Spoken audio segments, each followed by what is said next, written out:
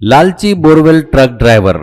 रांची में रॉकी नाम का एक व्यक्ति था। वो उस गांव में खेतों में घरों में बोरवेल मारने का काम करता था।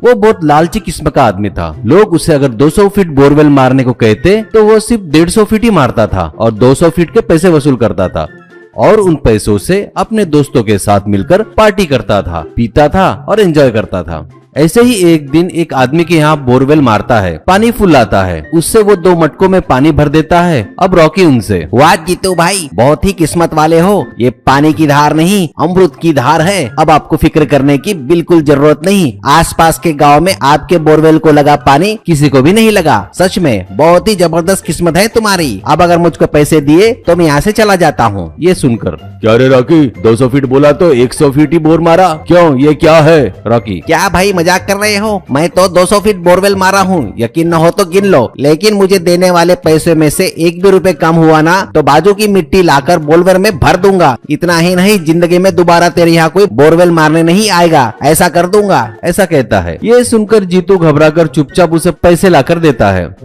ऐसे ही एक दिन एमएलए का कार्यकर्ता विक्की रॉकी को एमएलए के पास लेकर जाता है। एमएलए, तू ही है क्या रॉकी? तेरे बारे में सुना था रे, यहाँ पर सबके यहाँ तू ही बोरवेल मारता है ना और जमकर पैसा खींचता है, क्यों रे? रॉकी, क्या सुने साहब आपने? बोरवेल मारकर दुनिया में लोगों की मदद करता हूँ साहब, बस और क्या। एमएलए, नहीं रे, वो बात नहीं। तू बोरवेल मारकर जो पैसे लूटता है ना, उसका पूरा काला चिट्टा है मेरे पास। यहाँ आकर इसे 2-4 लगाओ, ऐसा कहता है। तभी वहाँ एमएलए के पास उनके बॉडीगार्ड लाठी से रॉकी को मारते हैं। रॉकी हाथ जोड़कर, अरे मत मारो, अरे मत मारो, बिल्कुल मत मारो रे, ऐसा कहकर उछल रहा था। एमएलए, ये सब क्यों किया पता है क्या? तू जितने बोरवेल मारता है ना, उसमें से मुझे हिस्सा चाहिए। तू कुछ भी कर, रेट बढ़ा, कुछ भी कर, और हिस्सा नहीं दिया तो ये लाठी की मार याद कर ले। ऐसा कहकर वहाँ से चला जाता है।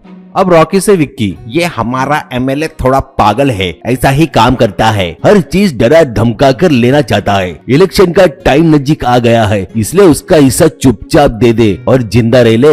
रॉकी, भाई पहले ही ऐसे लोगों से मुझे बहुत डर लगता भाई, मुझे जो मिलता मैं उन्हें दे दूंगा। ऐसा कहकर चला जाता है।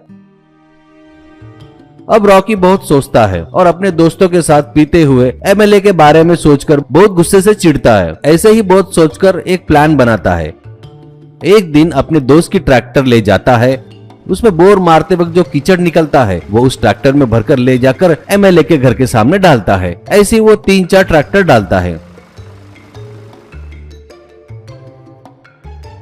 ये देख एमएलए घर के बाहर आकर चिल्लाते हुए, अबे अबे पागल है क्या? ये क्या कर रहा है? पूरा कीचड़ यहाँ लाकर डाल रहा है। दिमाग तो ठीक है ना तेरा? क्यों फिर से चाहिएगा तेरे को लाठी की मार? बोल। रॉकी, ये क्या कह रहे हो साहब? मेरे पास बचा हुआ आपने देने को बोला ना, ये बचा है मेरे पास कीचड़, ये बेचकर जो मिलेगा ना मुझे दे दो, मैं चला जाऊंगा। ये सुनकर एमएलए को गुस्सा आता है और वो लाठी पकड़े अपने दोनों बॉडीगार्ड को आवाज लगाकर बुलाता है। ये देख रॉकी, आओ आओ कमीनो, तुम्हारा ही इंतजार कर रहा हूँ। तुम्हारे घर पर, तुम्हारे रिश्तेदार के घर पर मैंने अपने आदमी रखे हैं। तुम्हारे ही नहीं, इस एमएलए के यहाँ जो भी काम करता है ना, उनके घरों पर मैंने अपने आदमी रखे हैं। मुझ पर एक लाठी भी उठी ना तो वो आदमी तुम्हारे घर में घुसकर सबको मारेंगे रे, मस्त फटे से मारेंगे, उन्हें कोई भी नहीं बचा सकता रे भाई। ऐसा कहता है। ये सुनकर एमएलए के पास खड़े सभी लोग लाठियां छोड़ देते हैं। ये देख रॉकी लाठियां उठाकर वहाँ खड़े लोगों को, एमएलए को जमकर मारता है और कीचड़ में धकेल देता है। और फिर रॉकी, एमएलए तू क्या समझ रहा है? तेरे पास ही आदमी है क्या? मेरे भी बहुत से लोग हैं रे। तेरे आदमी पैसे दिए तो, कॉन्ट्रैक्ट दिए तो तेरे पास आते, लेकिन मेरे दोस्त बस एक क्वार्टर शराब पिलाए तो मेरे पास आ जाते। याद रखना हमेशा, क्लासमेट्स बड़े होते हैं, तुम लोग बहुत ज्यादा कॉस्टली लोग हो, पर मैं बहुत सस्ता हूँ। मेरे आड़े आया ना तुम्हारा काम तमाम समझो। कहकर वहाँ से चला गया।